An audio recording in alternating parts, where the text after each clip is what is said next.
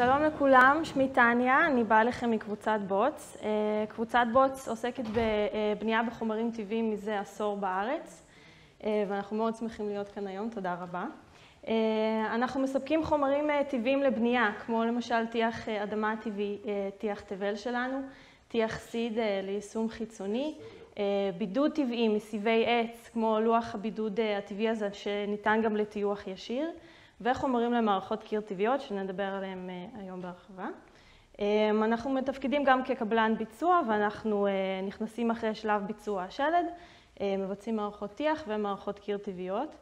עכשיו, יכול להיות שמהתמונות המעטות שכבר ראיתם כאן, למרות שאנחנו עושים את הבנייה הכי טבעית וירוקה שאפשר, את הצבע הירוק לא רואים אצלנו כל כך הרבה, רואים אצלנו בעיקר חום. הרבה מאוד גוונים שונים ויפים של חום.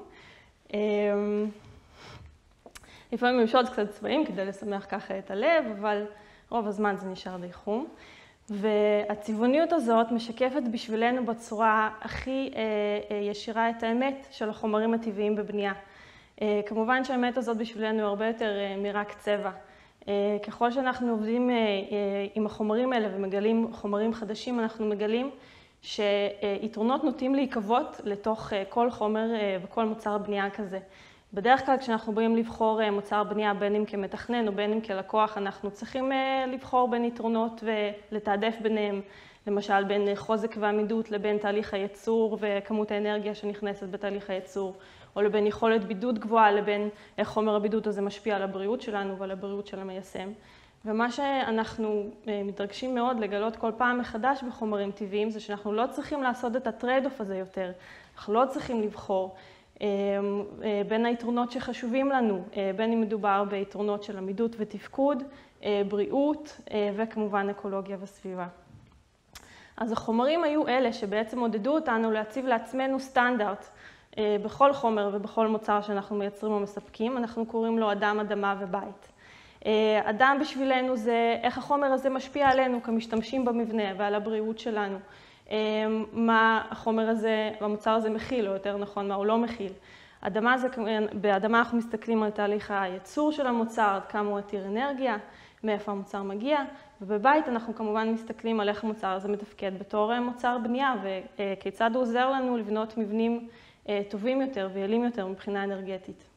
אז אנחנו נדבר היום על מערכות קיר טבעיות דרך מודל פשוט למדי של שכבתי, של חיפוי פנים, מילוי קיר וחיפוי חוץ. אז חיפוי הפנים שלנו הוא טיח אדמה תבל. זה טיח שמורכב מ-100% חומרים טבעיים, כמו שאתם יכולים לראות. והשקיפות הזאת שלגבי המרכיבים של החומרים מאוד חשובה לנו, ואנחנו תמיד מסתכלים על כל המרכיבים ומוודאים מה המשמעות שלהם בשבילנו. אז ככה, אם אתם מסתכלים עליהם, יהיה לי קל להגיד, ואתם רואים שאתם מבינים מה כל אחד מהם אומר, יהיה לי קל לספר לכם שהחומר הזה לא פולט שום דבר שרעיל בשבילנו, 0 VOCs, לא נון, לא זירו, 0. טיח על בסיס חרסית הוא כנראה הטיח הפרמאבילי והנושם ביותר שקיים כטיח, שזה אומר שהוא מסוגל לווסת את אחוזי הלחות הפנים מבנית בשבילנו. הוא עושה את זה בצורה פסיבית לחלוטין, כשיש יותר מדי עדים בגלל ההיגרוסקופיות שלו, הוא יודע לספוח אותם, וכשהאוויר מתייבש חזרה, הוא יודע לשחרר חזרה את העדים האלה, והוא שומר בסך הכל על לחות מאוזנת ובריאה לכל אורך היממה. הדבר הזה מאוד מיטיב עם הבריאות שלנו, הוא מונע התפתחות עובשים ופטריות וכו' וכו'. האמת היא שחומרי הגלם בשביל תבל מגיעים ממש מקרוב לכאן, הם מגיעים מאזור דימונה, ירוחם, הנגב, גם קצת מהרי ירושלים. ומה שכיף בתבל זה שהוא מתאים לרוב סוגי התשתיות. אז אפשר להשתמש בו גם בבנייה חדשה, בין אם במערכת קיר טבעית ובין אם במערכת קיר קונבנציונלית, אבל הוא מתאים גם ברטרופיט, בשיפוץ, ולא חייבים לבנות בית שלם כדי ליהנות מהיתרונות של הטיח הזה. הפלטת הגוונים של תבל מבוססת כולה על החרסיות עצמן. כל חרסית מתאפיינת בגוון טבעי וייחודי משלה, ואנחנו לא מוסיפים כאן שום תוספים. כל הצבעים האלה מגיעים מהחרסיות השונות שמרכיבות את הטיח. אלה רק כמה דוגמאות. יש גם לבן, אגב, טיח אדמה. כמה דוגמאות. עכשיו נעבור לחיפוי חוץ. בשביל חיפויי חוץ אנחנו משתמשים בטיחים על בסיס סיד. טיח דקור שלנו לדוגמה. סיד הוא חומר שהוא אטום לחלוטין למים. גם בארץ יש דוגמאות של טיח סיד שהשתמרו כאן עוד מהתקופה הרומאית, והן בנות אלפי שנה. בעבר היו אוטמים בורות מים עם טיח סיד כדי למנוע נזילות. והטיח הזה מתאים גם לחוץ, גם לפנים, גם לחדרים רטובים, וכמובן שהוא בריא ולא פולט שום חומרים רעילים, וגם הוא בעל פרמאביליות גבוהה מאוד, והוא עמיד מאוד מאוד. כאן זו בנייה רוויה גם עם הטיח הזה. אם נחזור קצת לצבעים, אז נודה ונתוודא שכן, יש לנו גם קצת ירוק. וקבוצת בוץ בנתה אלפי מטרים רבועים של בתים פרטיים ולא רק, בשיטות שמשלבות אגרגטים שונים מהצומח, כמו למשל קש. אנחנו רואים כאן מבנה בשיטת קשקל, שזה יציקה של אדמה וקש, או בנייה בחבילות קש. וכמה שאנחנו אוהבים את הבתים האלה והם מתפקדים מצוין, אין שום אגרגט צמחי שמשתווה לחומר הזה. זה המפ תעשייתי. זה ממש לא צמח חדש בתעשייה, הוא בשימוש בתעשייה כבר אלפי שנים, בעבר היו מכינים ממנו חבלים חזקים במיוחד לספנות או טקסטילים שונים, ובעשורים האחרונים הוא חוזר לעדנה מחודשת, בעיקר באירופה ובארצות הברית, והשימוש בו משליש את עצמו כל שנה. אז ההמפ בעברית קנאבוס הוא בן דוד של קנאביס, למרות שיש בו רק 0.2% THC לעומת 14 שבקנאביס, אז הוא לא כל כך מתאים למטרה הזאת. המטרה שהוא כן מתאים לה זה בידוד. יכולת הבידוד שלו גבוהה מאוד ומשתווה לחלוטין ליכולת בידוד של חומרים מלאכותיים מתועשים שאנחנו מכירים היום. והחומר הזה עובר עיבוד מינימלי, נקצץ, מעורבב עם חומר מקשר על בסיס סיד אווירי, ויוצר את תערובת ההמפקריט.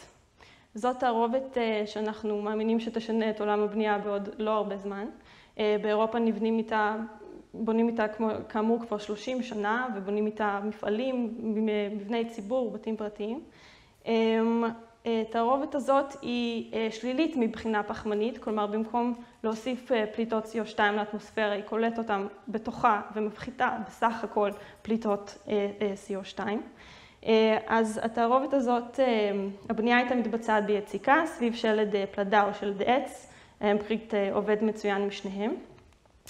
כל הצנרת נמצאת בפנים כבר לפני שלב היציקה בהשחלה. ואחרי שאנחנו מסירים את התבניות, אנחנו מקבלים מעטפת הומוגנית, מונוליטית, בלי גשרי קור. אפשר לצקת גם תקרות בשיטה הזאת, תקרות מבודדות. והחופש העיצובי כאן הוא די נרחב, מכיוון שמדובר בעבודה עם תבניות, אפשר לייצר הרבה צורות. ומערכות קיר ההמפקריט שלנו.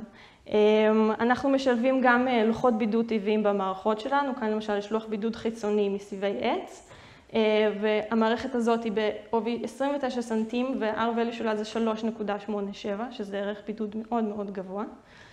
המערכת הזאת, מערכת המפקריט קלאסית, המערכת הזאת למשל יושמה בבית שראיתם לפני כמה שקפים.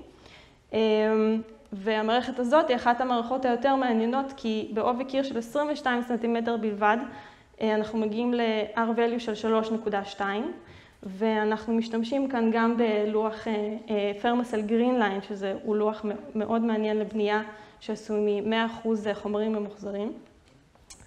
אז עד כמה שאנחנו מאוד מאוד אוהבים ומתרשמים מערכי ה-R הגבוהים של המערכות האלה, ההמפקריט אולי יותר מכל חומר בנייה שהתעסקנו בו עד עכשיו, לימד אותנו שהסיפור ממש לא מסתכם בזה. ההמפקריט, לפי מחקרים רבים שנערכים עליו, מתפקד הרבה יותר טוב ממה שה-R-value לבד מנבא לו. וזה ראוי להרצאה שלמה בפני עצמו, ולא נרחיב על כך את הדיון, אפשר למצוא עוד פרטים באתר שלנו. למשל, כאן אנחנו רואים בביתן מחקר שנבנה במיוחד לצורך אותו מחקר באנגליה, שהמפקריט יכול לווסת 80% מתנודות הטמפרטורה בחוץ. זה קיר בעובי 20 סנטימטר בלבד. המשרעת הפנימית כאן היא 3 מעלות, וזה בטמפרטורות קרות יחסית של חורף. בקיץ המצב משתפר עוד יותר, ואנחנו מקבלים ויסות של 90% מווריאציות הטמפרטורה החיצוניות, כשבתוך המבנה בצורה פסיבית לחלוטין, בלי שום שימוש במכשירים לחימום או קירור, המשרעת בין יום ולילה היא 2 מעלות בלבד. יתרה מזאת, המפקריט לא רק מווסת טמפרטורה, גם מווסת לחות פנים מבנית בתוך המבנה, שכמו שאמרנו, היא מאוד חשובה להמון גורמים בריאותיים ושל נוחות טרמית. ואמקריט מווסת 95% מתנודות הטמפרטורה החיצוניים ושומר על טווח לחות שהוא במקרה ממש אופטימלי לבריאות שלנו, בין 55 ל-60% לחות. ואנחנו כאן בשבילכם. אנחנו די זמינים גם בפייסבוק וגם באתר החדש שלנו, שאתם מוזמנים לבקר בו. ותודה רבה.